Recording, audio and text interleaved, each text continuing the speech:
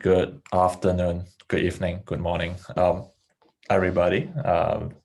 First of all, thank you for the invitation. It's really a great honor to speak to this crowd, and it has really been a great conference so far. So today I want to talk about a topic that is very close to my heart. In fact, for people who know me, you know that this is the first paper that I have ever written, even before grad school, with Ken Freeman. Is actually exactly on this topic, which is the dimensionality of the chemical space. And for people that are not very attuned to this field, you might wonder why this question is interesting. So I thought I want to give you a historical overview why this question is interesting. And more importantly, in recent years, seemingly there are lots of seemingly contradictory results in this field. And this is why David and I thought we should revisit this question while he's taking a sabbatical at the IAS. And I am still at the IAS this year. So let's get started. So first, just to reorient you, how should you think about the chemical evolution of the Milky Way? So most of us love to look into this plot, which is x over Fe as a function of metallicity, for good reason, right? So we believe that the Milky Way formed with some pristine gas, and you have some stellar yield happen over time. So you should think about the stellar yield is like dropping ink into a bucket of water. Of course, the ink will diffuse over time. If you make the assumption that the mixing of the ISM is instantaneous, then you do not really care how the ink diffuse over time. Or what you really care is how much ink has dropped into the bucket. And this is still quite useful because how much ink has dropped into the bucket will trace out the chemical track, which means that if you can understand the chemical track, then you can understand the star formation history as well as the integrated stellar yield. Despite this is very useful, the reason that we collect many spectra and to get many abundances from GALAH is to tackle the question of whether or not there's any information beyond the chemical track. And one thing that you can think about is if I look at the GALAH data, if I just focus on star with exactly the same solar metallicity and solar alpha, is there any information beyond that? And that question is interesting because this is intimately tied to the question of whether or not the ISM mixing is instantaneous. So if the ISM mixing is instantaneous, then what I have just described would have fully characterized the chemical evolution of the Milky Way. But of course, luckily for us, we know that the ISM mixing, of course, is not instantaneous, which means that if you have some stellar yield processes, say some metal production, it will take time for things to diffuse away. Meaning that if you drop an ink into the droplets, the ink will take time to diffuse. So one way to look at this is that you have a bucket of water. You have some droplets drop into the bucket. Because the diffusion is finite, meaning that you will expect to see some ripples in the chemical space. And being able to quantify how big the ripple is will tell you quite a lot about the ISM of the Milky Way. And this, of course, is a very unexplored field, like how do you use the chemistry of stars to understand the gas in the Milky Way. So, the upshot is that you want to quantify the ripples in the chemical space. So how do you do that? The simplest way to do that, of course, is to look at the spatial elemental correlation of the chemistry, because you expect to have some ripples. Then you would expect 2 points that are close in space should be more chemically similar, at least for the gas. And one way to think about this is that if you look at the simulation here, so take the ISM simulation. If you take any snapshot, you expect 2 points that are closer together should be chemically more similar. So until you go like really far away, then they will not recognize each other. So for example, in this simulation, you can see that there is a spatial or elemental correlation of about 100 parsec. So this is of course the simulation. In fact, like Mark and I looked into this problem like a few years back, and we actually like derive a analytic theory to describe this process. So this idea of using the spatial elemental correlation has really started to like taken off like last year with the IFU study. So this is a paper from Cracker et al. Try to measure the mixing scale with the Muse data. So here I'm showing you the Muse data. So the Muse has a sub kiloparsec resolution. And what is showing you here is the mean subtracted gas phase metallicity. So you're looking at the fluctuation of the chemistry of the gas from which the star formed. So one thing that you might immediately recognize is that there is a loss of spatial correlation in the chemistry, right? Meaning that if you have some blue point, there are many blue points together. If you have a red point, you have many red points together. So this is what I meant by there's a spatial correlation between the chemistries. Also, the fluctuation is not random. In fact, you can look, you can quantify this, which is what is shown in here.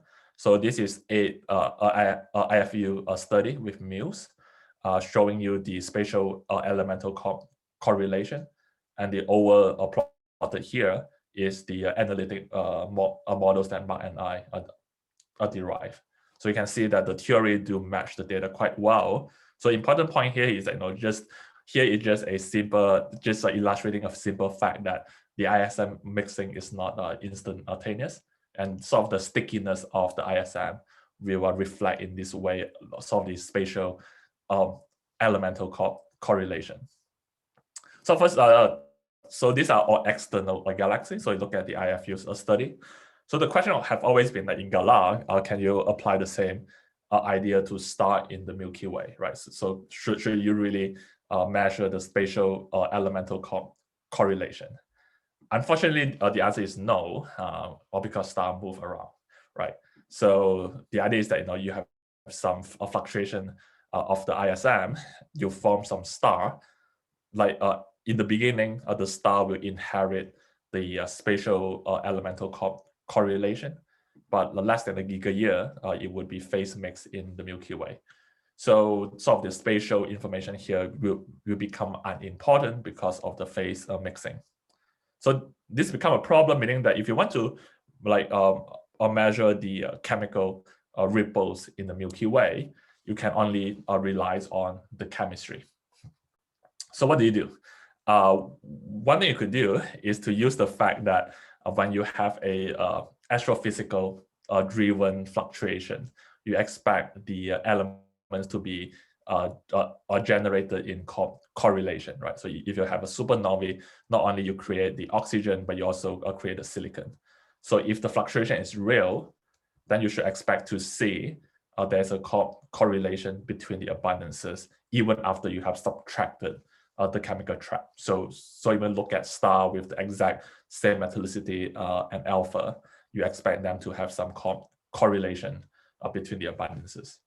So this is of course not a crazy idea, right? Because like you think about a globular cluster, the famous sodium oxygen anti-correlation is interesting because you know that such an anti-correlation cannot be produced by noise. So if you can detect this sort of correlation, then you can start to quantify the ripples of the chemical space, and therefore will tell you something about the ISM. So to sum up, we want to distinguish the left from the right, right? So if you are detecting something on the left, then you can say that, well, like the GALAH are measuring something more interesting. So how do you distinguish the left from the right? So one thing you can do is to say, after I have condition on the chemical track, if I further conditioning on more elements, can I reduce the dispersion, right? So if the silicon and oxygen is correlated, then I expect conditioning on oxygen will reduce the dispersion of silicon because I am using the information of oxygen. And this is why people love to think about the dimensionality of the chemical space, because one way to think about this is that if there's any real chemical ripples in the Milky Way, then I should expect to find an element Y such that a conditioning on which will reduce the dispersion of X. Or put it in like layman terms, you want to ask, what is the minimal subset of elements do you need such that you can infer the other abundances? So if the dimension is 2, meaning that you can only study the mean chemical track and you cannot study the ISM. And this is really the starting point of sort of like many seemingly contradictory results, right? Because in recent years, there are lots of people who show that you can like regress many elements, both in apogee and GALAH, to really high precision with only 2 numbers, right? Like with FE or MG or FE and H. So it depends on how you interpret these results. And some people will take that quite literally and claim that because A implies B, and because I cannot find an element Y that will reduce the dispersion, then this must mean that A is not true. If A implies B, B is not true, then A has to be not true, meaning that the dimensionality is 2. And this, of course, is a strong claim, right? Because if this is true, meaning that like apart from looking for outliers, then most of the measurement in GALAH is not useful, because you can simply infer the other abundances with 2 numbers, meaning that you should only do a Lamos but not a GALAH. And lucky for us, this turned out to be wrong, and we try to explain why this is the case in this paper. Like, why is it possible that the people see no reduction of dispersion? Still, the information is extremely rich. Well, which is why, like we thought this is a interesting question to tackle, given there are like so much noise in the field to say that if the dimension is 2 or the dimension is 6 or 7. In fact, like this seemingly is a big contradiction, because like when I wrote the paper with Ken Freeman 10 years ago, we concluded that the dimensionality is quite high, 6 or 7, but why suddenly it drops to 2, right?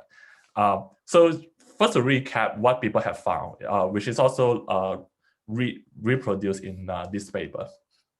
So what people have been claiming is that if I want to infer, say, oxygen from the iron and magnesium, I can infer that to about 0.02 DAX. But more interestingly, if I further include oxygen or nickel, I cannot further reduce the dispersion. So I cannot improve my prediction by including more elements. And this, of course, is a contradiction, right? So how is it possible that there's no detectable reduction in dispersion, yet there is more dimension than you see? One key oversight that we found out what people have not looked into is actually looking at the uncertainty of the y-axis. So like people love to quantify the dispersion, but people seldom look at sort of the dispersion of the dispersion. So how well you are quantifying the dispersion. And this, of course, like tied to what is the sampling noise. Is like if you look at like a cosmology, if you have very few galaxy, then you don't see the BAO, and then you claim the BAO does not exist. And this is not true, because if you increase the sample, then you expect to see the BAO. But it's also like important to realize that what number of stars you need, right, to look at this signal. This is a neat formula, so it can get quite mathematical. But fundamentally, if you want to quantify the reduction of dispersion with some significant nu, the number of stars that you need grow as 1 to the row 4th, meaning that if you have a very weak correlation, which is a guarantee because the intrinsic dispersion is quite small, then the number of stars that you need is really large because it grows quite steeply with the row to the power 4th. In fact, you can show that this is too large for apogee and GALAH to detect. But so this is bad news. I'll come back to the good news. So first, this solves like a problem, right? So when people look at there is no reduction of dispersion, it's really not that there's no signal, but rather your signal is swung by the noise, more specifically the sampling noise of the data. So given the GALAH sample is too small, you cannot detect such a reduction of dispersion. So what do you do? All right. So we show that like the signal that can be reached, just that you're looking at the wrong place. Still, you want to distinguish the left from the right. So what do you do? So one thing you can do is just 5 minutes. Measure the correlation, right? So the goal here is to kind of model this distribution. So after I have conditioning on the chemical track, what is the distribution? And you want to show that this is more than just noise. And one thing that people have been sort of like looking at is the diagonals and entries of this second moment. So first, to quantify a distribution require more than just one moment. But even you look at the second moment, like most people are looking at sort of the dispersion about the mean.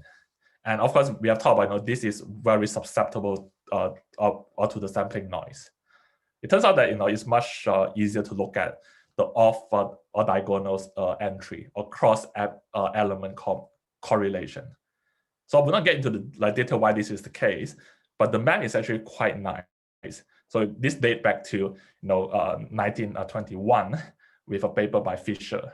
So what Fisher shows is that if you want to detect some signal with many dimension, the number of stars that you need to detect the off or diagonal correlation just grow as 1 to the row square instead of 1 to the row 4th, meaning that if you have a finite sample, it's much easier to look at the correlation than looking at the reduction of the dispersion.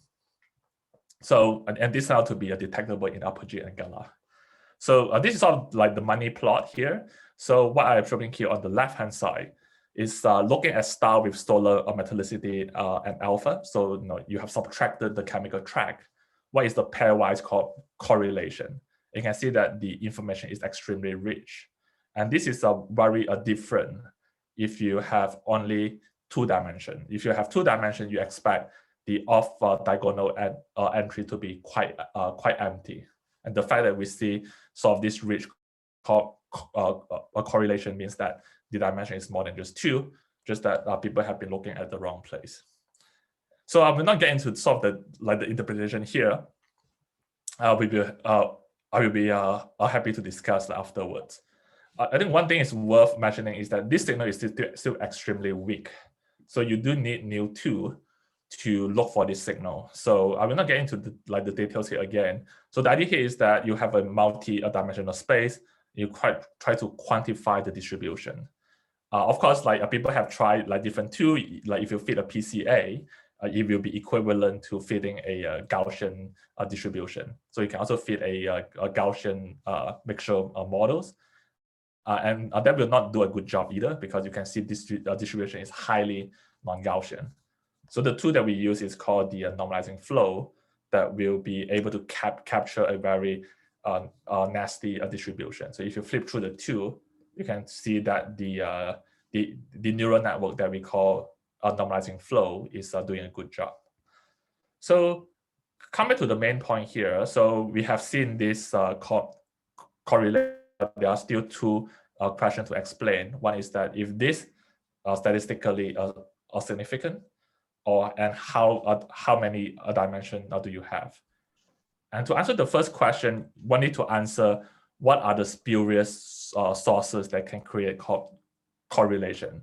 So at this point, we are really treating a galactic archaeology exactly like a cosmology. It's quite a painful job, but you want to understand the sampling noise, the uncertainty of the measurement, and something more subtle we call the measurement aberration. The combined effect is shown in the solid line. The point here is that the histogram, which is the measurement that we get, go beyond the solid line. So some of this measurement has to be real. In fact, you can, with the context of the normalizing flow, you can try to condition on more elements and ask at what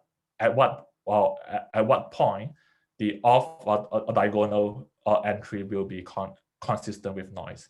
And turns out that even for upper G, which is the most boring alpha capture elements and the iron peak elements, even at the upper G resolution and signal to noise, almost all elements, like half of them, is important. So every information is very subtle, but if you do the correct statistical modeling, you can do that.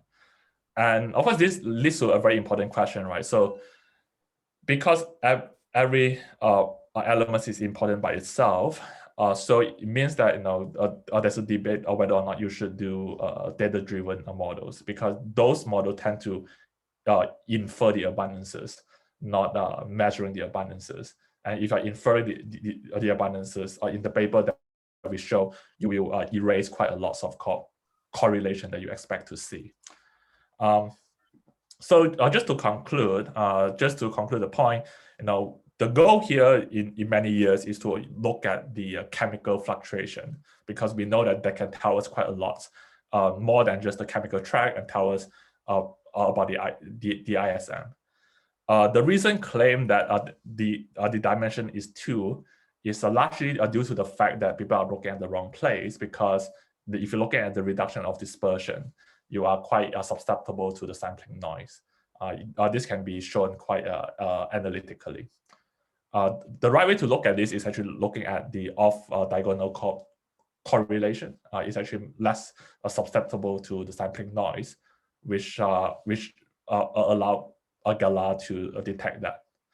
And that signal is still extremely weak, and this is where the machine learning play a big role. So in particular, the technique that we use called the normalizing flow is critical to tease out this small correlation. With this, I will stop and take questions. Thank you, Yuan-Sen. We have time for a couple of quick questions. I'm going to clap. People can't hear me in the background, and I'm going to virtually clap too, because I have been doing that the entire time. Do we have any questions? You can use the raise hand feature, type your question into the chat, or type your question into Slack. I'm trying to monitor all three. Time for a couple of quick questions. Yanis Kos.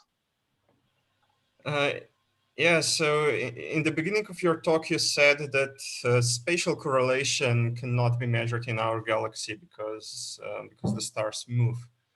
Do you think this could be measured with young stars? GALAH observed, yeah, well, not plenty, young but star or young gas, stars. yes. So do you think there are other problems that kick in, like old stars born nowadays are chemically too similar to actually measure differences? Yeah, young star is interesting, but you do want to measure the whole Milky Way, and the young star might be a bit limiting because unlike the IFU, you have the full view of the galaxy. But looking at the young star is certainly interesting. But the young star is also quite hot, so it's unclear how well you can get the chemistry out. But it's certainly worth looking into. So for the 500 parsecs around the sun, you think this is too small of an area? That's where we can observe. No, but like if you look at the spatial correlation scale, is about 100 parsec, right? So you want to see sort of the drop off. So it's marginally detectable, but I think having a bigger region will be more conclusive here. But it's a good point. Like, yeah, we should look into that. Thanks. Great. We can have a quick question from Jeffrey before moving on. I was going to ask, so you said that GALAH and apogee, the sample sizes aren't big enough. Do you have the equation and it goes to 1 over the 4th power thing? Is that actually tractable? Can we observe enough stars to actually do that? Yeah, so in the long paper, we actually have a lots of discussion about what would be the trade-off between the precision and the number of stars. It's doable. So there's a trade-off between in this study, it's actually more important to measure star quite precisely, and that is actually quite dependent to the signal to noise. So the sample need to be really large when the correlation is very weak, but the correlation is weak because you smear that out by the uncertainty. So if you can measure the abundances to very precisely, then you have a huge gain because it's 1 to the rho 4th. So it means that like a GALAH should visit some of these solar nearby sample.